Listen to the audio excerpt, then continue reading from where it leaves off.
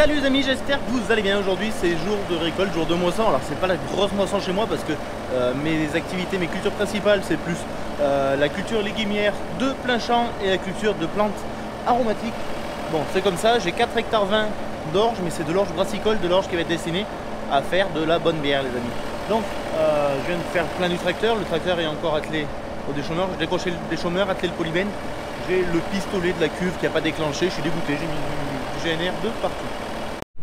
Allez, on va décrocher là le déchômeur.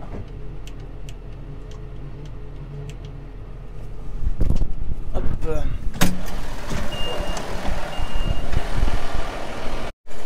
Je l'avais déjà montré, mais avant d'atteler le porte-caisson, je lève mes bras au maximum.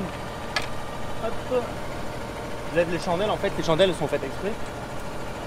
Donc j'enlève l'axe qui est en bas et ensuite hop là, je lève le bras et il reste verrouillé en l'air. Ensuite je lève le relevage au maximum et il est déjà levé à fond. Ce qui fait que le porte-caisson passe largement dessous, le cardan passe largement dessous. Il n'y a rien qui accroche. Hop, je ferme même la petite vanne pour être sûr de ne pas faire de bêtises en cabine et de rebaisser les bras de relevage. Ça me fait chier maintenant quand, pardon pour les gros mots, quand je monte dans la cabine. Faut que j'évite le GNR. Allez, on va atteler le porte-caisson. Je prends quand même 5 minutes pour décrocher la masse parce que ça ne sert à rien de me promener avec une tonne de masse devant au porte-caisson. Ça va super bien ces petits boutons là avant. Hein. Merde, j'ai trop baissé. Hop. À d'une main, ça va pas être facile.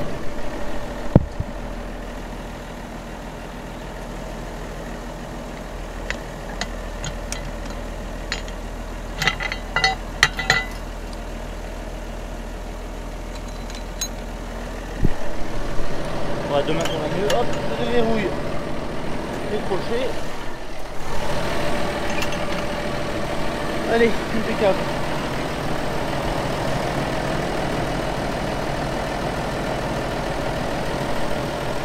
Hop, et ben on a gagné une tonne 7. Ça marche pareil pour moi, si je pouvais décrocher la masse et perdre 20 kg. Bref, allez c'est parti. Bon, étant donné qu'on manque de place sous le nouvel hangar, et oui il est plein d'ail et un petit peu de matériel, le porte-caisson on l'a mis sous l'autre hangar, l'hangar que j'ai en location.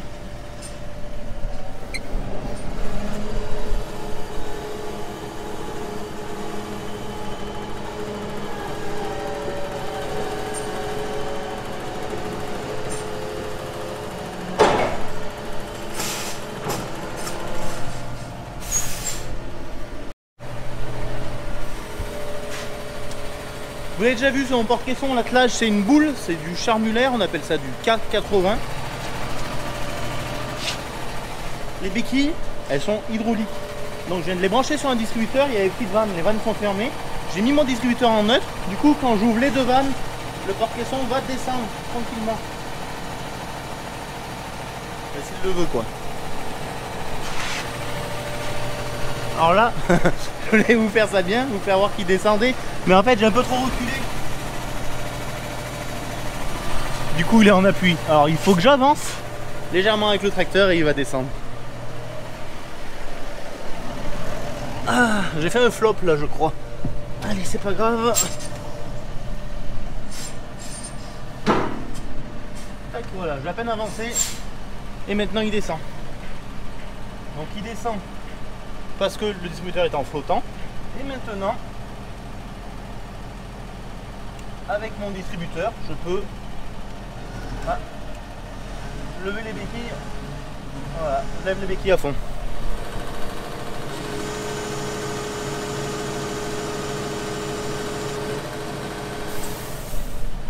Parfait.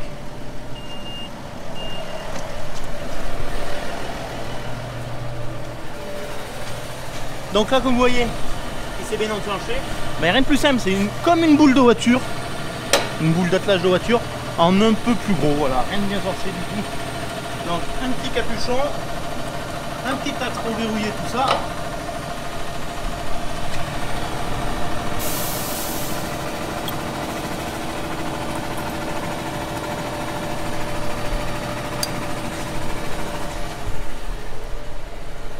Maintenant je vais poser la caméra parce que d'une main j'en aurais pas assez pour atteler le cardan, pour atteler les mains d'air parce que le freinage est pneumatique. Il me reste un distributeur hydraulique pour les cieux suiveurs, faire passer la commande en cabine et on aura bien travaillé. C'est ok, tout est attelé, la caméra est branchée. Alors moi je me mets une petite sangle pour tenir les flexibles pneumatiques, les flexibles hydrauliques, le fil électrique qui est passé là-dedans. Donc même les fils électriques, le fil de la commande, le fil 12 volts. Je mets cette petite sangle pour tout tenir en l'air. Parce que ça m'est déjà arrivé dans les virages de coincer quelque chose dans les bras de relevage. Et là t'as l'air con. Et c'est pénible.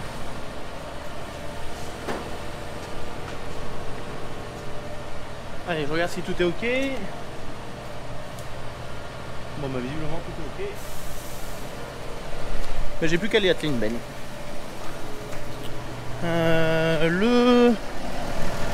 Alors l'essieu suiveur, je vais le gérer en cabine, je l'ai mis sur le distributeur vert. Distributeur vert, distributeur vert. Il est là, je vais le mettre sur ma poignée là devant, hop. Comme ça je le gère avec le premier bouton de ma poignée. J'ai l'habitude de faire comme ça va très bien. Ça sort bien. Alors justement l'essieu suiveur, à quoi il sert? C'est un porte-caisson sur lequel il y a énormément de poids quand même, hein, parce que dans la benne je suis homologué pour mettre 18 tonnes je crois de charge utile, 18 tonnes. Donc sur les roues, je sais pas si vous imaginez le poids que ça fait sur les deux essieux. Donc quand on prend des virages serrés, au lieu de faire riper les roues, cette option d'avoir l'essieu suiveur sur le porte-caisson, ça fait sur comme son nom l'indique, et ça évite, ça limite énormément le ripage.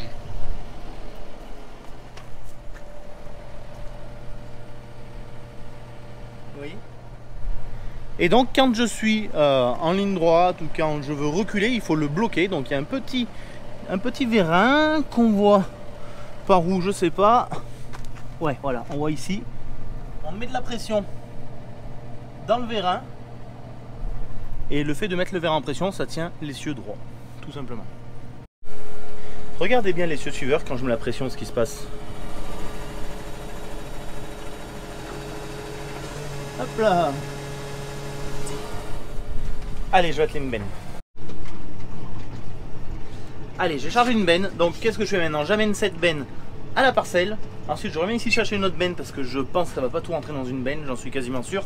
Je viens chercher une autre benne et en même temps que je monte la deuxième benne, j'accompagne la moissonneuse-batteuse parce que le chauffeur de la batteuse ne sait pas où est la parcelle.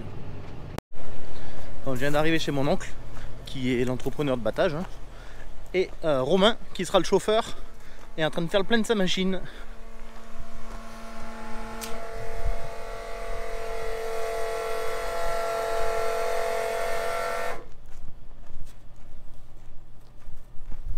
Donc une petite Tucano 420 qu'ils ont acquéri cette année.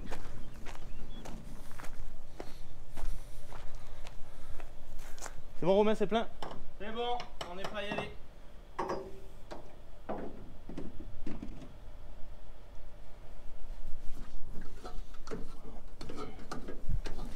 Et voilà de près Romain, le chauffeur de la machine.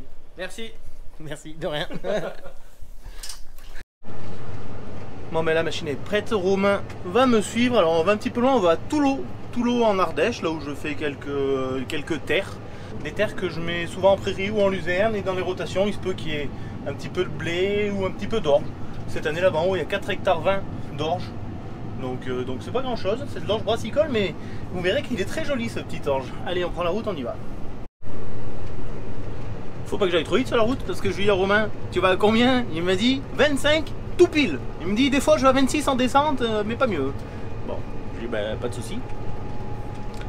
Je t'attends Romain. Nous voilà sur les routes d'Ardèche, là on est quasiment arrivé à la parcelle.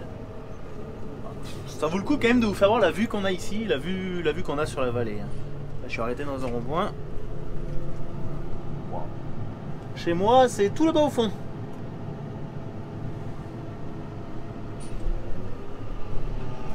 Allez, la batteuse arrive derrière.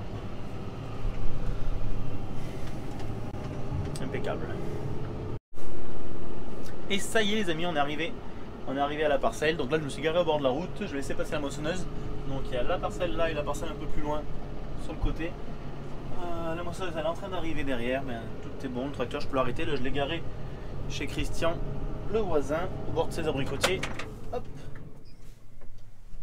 Elle est impeccable.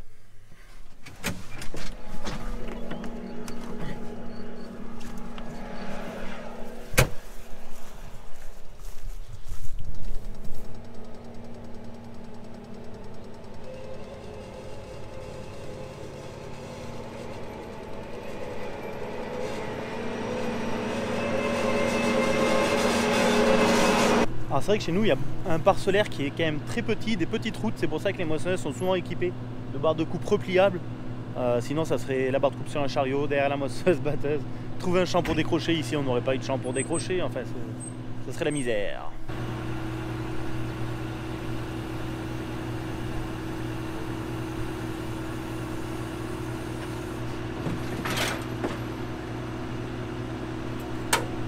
Super pratique ces coupes repliables. Donc là je vais garder la paille, donc Romain va enlever le broyeur.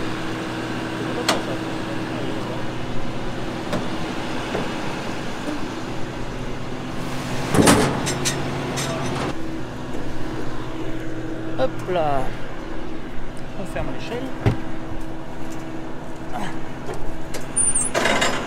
Là.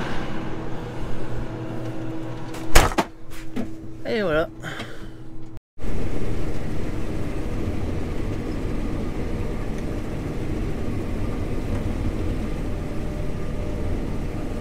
Il me semble plutôt joli. Ça, ouais, ça a l'air correct.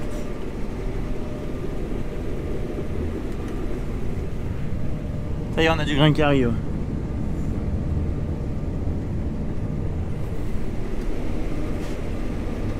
Bon, ça a l'air bien se passer, Romain. Je vais aller voir, filmer un petit peu de l'extérieur.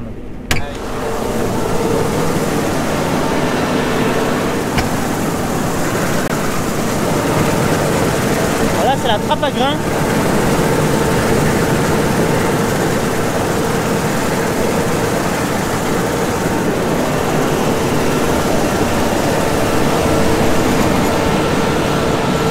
Je m'écarte un peu pour pas trop bouffer la poussière. Ah ouais, je suis content, c'est plutôt joli. Ça laisse de la paille.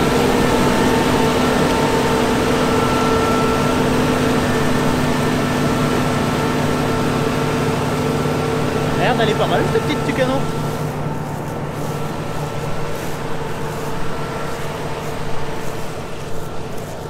Ouf, plus de la poussière. Allez, on va regarder maintenant dans les andins s'il n'y a pas du grain de perdu. Si la machine elle perd du grain par les secoueurs, le grain, c'est-à-dire qu'il n'a pas réussi à passer à travers la paille et il va être dans les andins. Donc il faut dégager.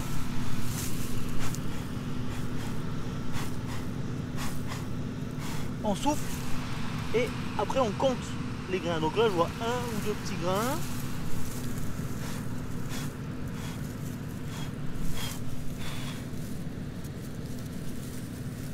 Donc il y a vraiment rien d'inquiétant. Hein. Alors, moi j'ai l'habitude quand tu es chauffeur de moissonneuse batteuse à regarder combien de grains il reste sous la paume de la main. On dit donc sur une surface comme la paume de la main, là il y a vraiment pas grand chose. Je vais regarder un peu plus loin. Ouais. Il y a vraiment pas grand chose. Il y a 2-3 grains sous une surface comme la paume de la main, quoi.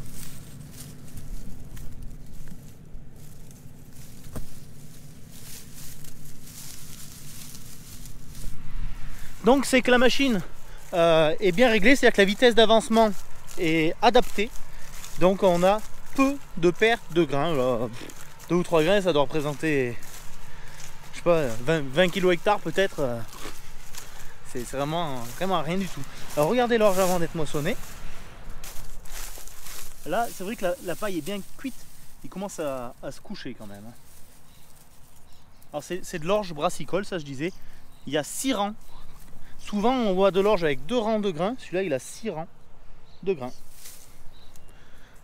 Il est cylindrique en fait. Bon les amis, moi je vais laisser Romain moissonner. Je vais lui poser la benne. Je vais retourner à la ferme chercher une autre benne, revenir. J'en ai pour 1h30 pour faire l'aller-retour quand même, donc on va essayer de pas trop traîner, parce que mine de rien 4 hectares 20 ça va être de la rigolade pour lui, il en a pas pour longtemps pour faire 4 hectares 20, malgré qu'il y ait 2 parcelles. Je voudrais pas le faire attendre, donc je vais me dépêcher. Bon ben je lui pose la benne au champ et je vais vite chercher l'autre benne. Je lui pose au bon moment parce que il vient vider, sa trémie est pleine, mais j'ai vu que ses gyrophares s'étaient allumés de toute façon.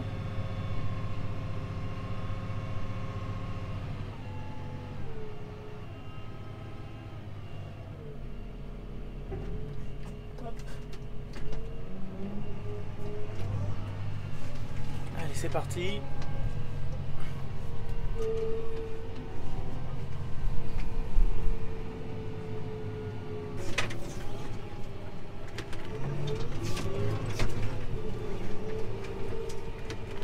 Ça fume. Ça fume, ça fume, c'est que c'est sec. Bon, ça y est, j'ai fait l'aller-retour. Donc j'arrive avec la benne vide. Et j'ai eu du flair de prendre 2 bennes. Parce que je vois que la première est pleine. La première est pleine. Et est-ce qu'il a fini la parcelle? Alors du coup, depuis tout à l'heure, il a dû changer de parcelle. Taquet, alors la deuxième parcelle, elle est en 2 morceaux. Je vais... Je sais pas si je roule dans le champ ou pas. Pour éviter les branches. Non, ça va passer. Voilà, la deuxième parcelle, il y a une partie là et une partie derrière.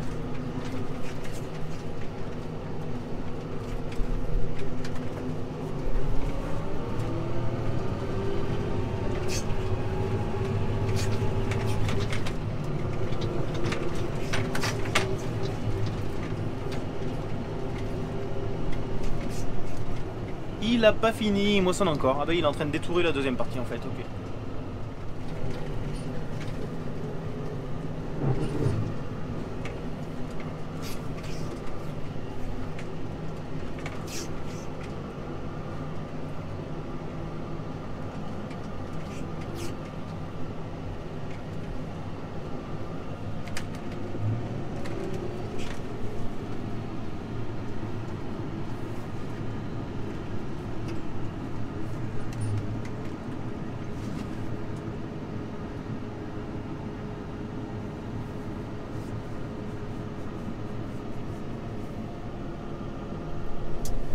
Bon, il est 12h30, on va pas le laisser mourir de faim. Le petit, je me suis arrêté sur la route, lui acheter à manger dans un restaurant américain dont je tairai le nom.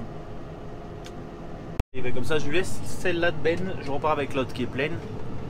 Vous avez vu l'intérêt d'un porte-caisson, c'est magique. Hein, un seul tracteur attelé à un porte-caisson, ça remplace je ne sais combien de remorques. Et c'est polyvalent. Allez, je laisse Romain travailler et je vais atteler l'autre benne. Allez, je vais en profiter pour vous faire voir le grain dans la benne.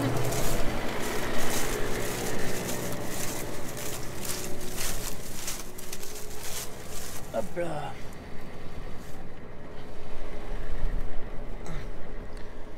Alors voilà.